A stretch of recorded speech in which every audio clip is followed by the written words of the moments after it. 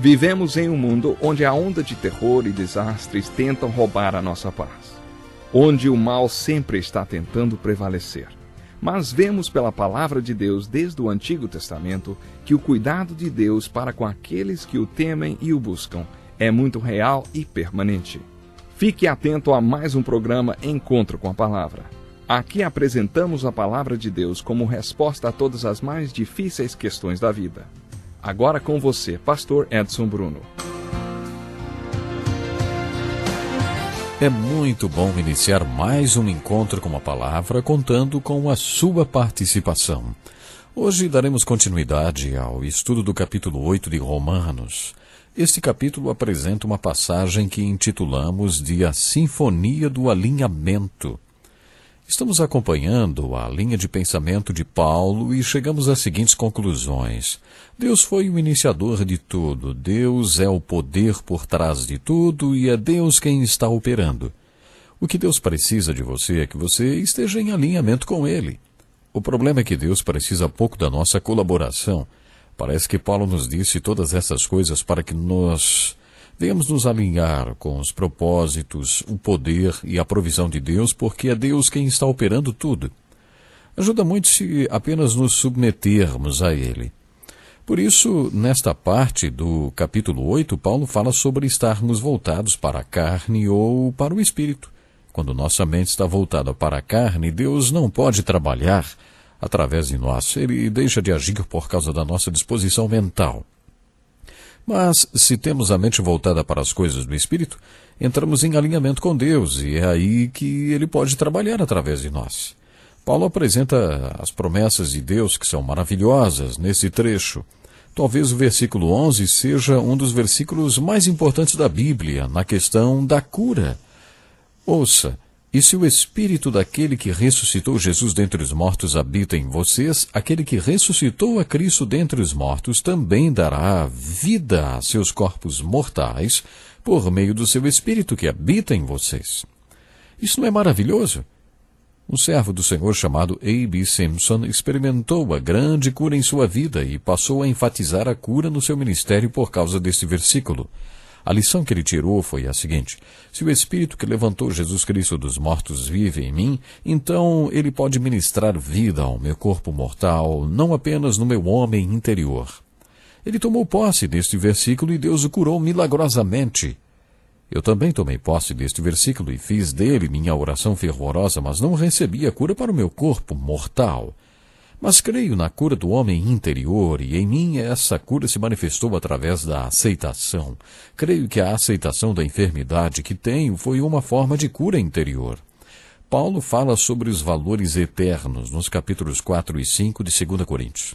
Faça sua meditação da Páscoa com antecedência e leia os capítulos 4 e 5 de 2 Coríntios. Neles, Paulo fala sobre a supremacia dos valores eternos, sobre os temporais, e dos valores espirituais sobre os físicos. Ele diz que o invisível é superior ao visível. Paulo conclui dizendo que o homem interior é mais valioso do que o homem exterior. Eu concluo, portanto, que a cura interior é mais valiosa do que a cura física ou exterior. Por isso não podemos subestimar a cura interior, mesmo que o homem exterior esteja sofrendo e se desgastando. Um dos versículos de 2 Coríntios 4 diz assim, por isso não desanimamos, embora exteriormente estejamos a desgastar-nos, interiormente estamos sendo renovados dia após dia. Esta é a nossa parte eterna, onde é mais importante que haja cura. Creio que se o Espírito que levantou Jesus dos mortos habita em nós, então ele pode ministrar cura em nossos corpos mortais. Mas a cura do homem interior é mais importante do que a cura física. Depois de abordar este assunto no capítulo 8, Paulo começa a falar sobre adoção. A palavra adoção é muito bonita neste contexto porque nos leva ao tema principal do capítulo 8 de Romanos, que é a certeza. Como podemos ter certeza que Deus vai terminar aquilo que começou? Uma das palavras-chave para esta resposta é adoção. O Senhor ensinou que devemos nos dirigir a Deus como Pai, Abba, que significa meu papai. Quando você tem um relacionamento íntimo com Deus nos momentos difíceis, lá dentro do seu coração você pode chorar, dizendo, meu pai, meu papai. Paulo afirma que o próprio Espírito testemunha com o nosso espírito que somos filhos de Deus. E se você é um dos filhos de Deus, verdadeiro filho, então você é um herdeiro de Deus e co-herdeiro com Cristo. Através da adoção espiritual, você é adotado na família de Deus.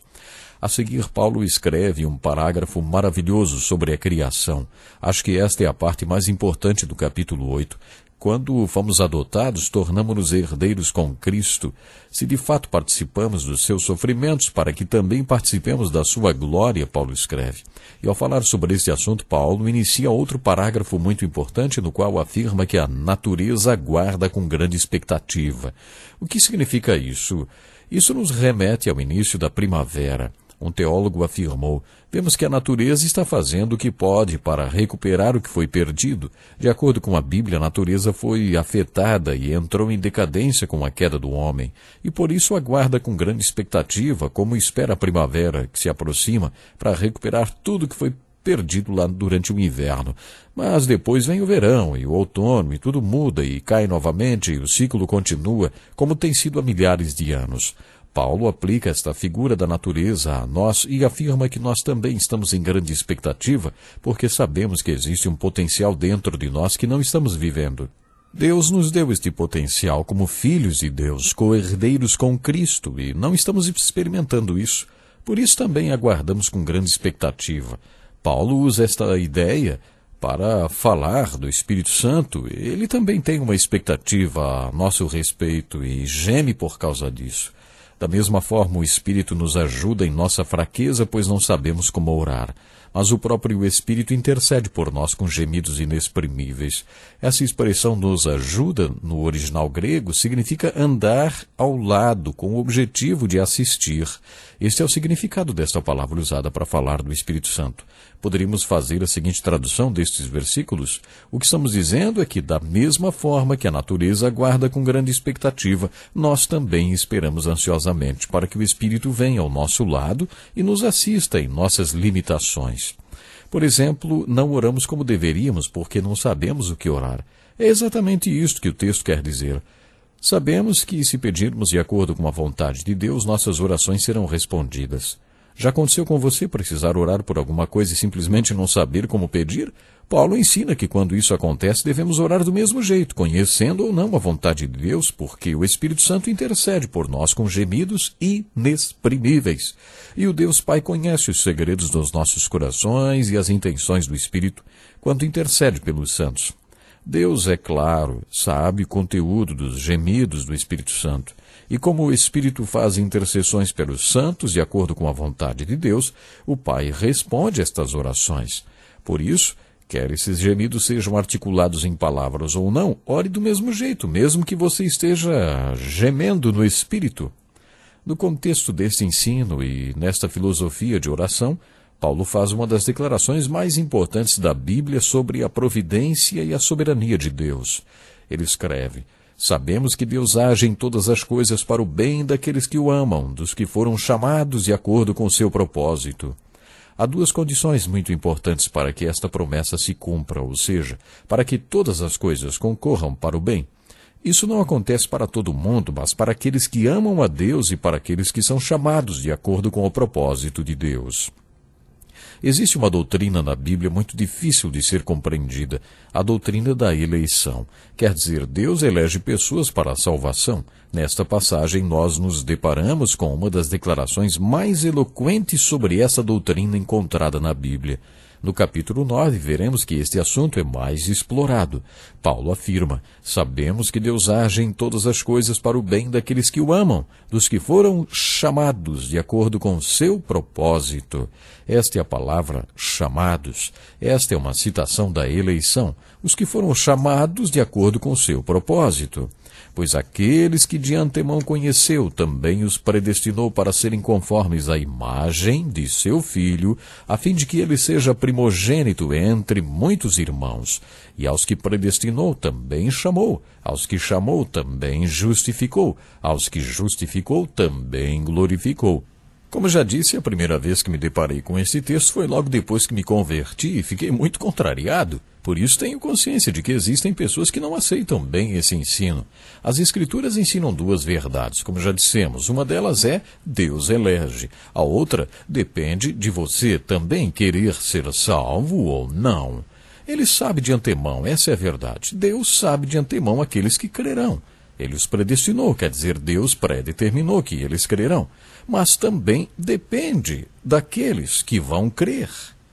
É um verdadeiro mistério, mas a realidade é esta.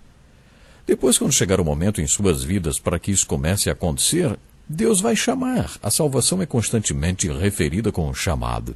Agora depende da pessoa ouvir o chamado ou não.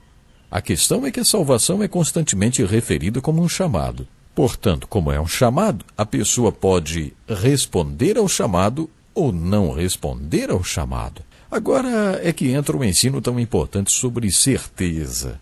Todos aqueles a quem Deus conheceu de antemão, predestinou e chamou, ele também justificou. Esta é a certeza. Todo que ele justifica também glorifica.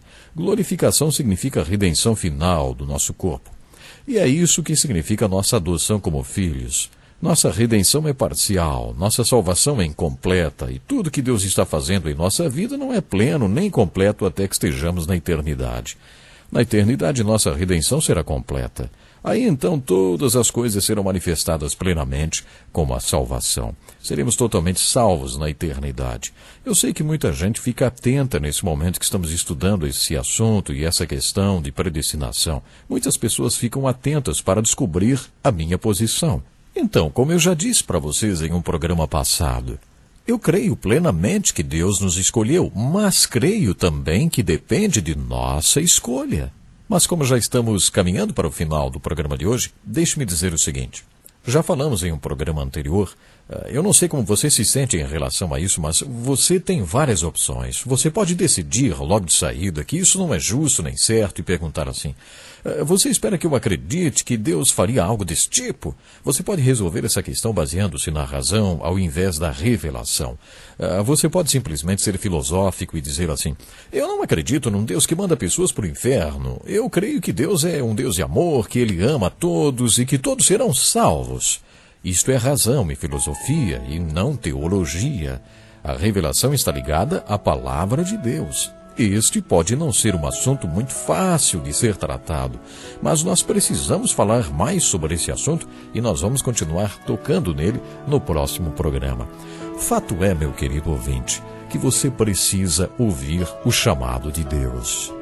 Viva com Deus, receba Jesus Cristo na sua vida e caminhe com Ele. Dessa forma, eu tenho certeza absoluta, você será salvo. Deus lhe abençoe e até o próximo programa. Que lição importantíssima. Obrigado, pastor Edson Bruno. Prezado ouvinte, coloque em prática o que você ouviu aqui. Sem dúvida, sua vida será grandemente abençoada. Este é um estudo escrito pelo Dr. Dick Woodward, na voz do pastor Edson Bruno. Escreva-nos e solicite o material. Nosso endereço é Encontro com a Palavra, Caixa Postal 2011, CEP 89201-970, Joinville, Santa Catarina. Até o nosso próximo encontro com a Palavra.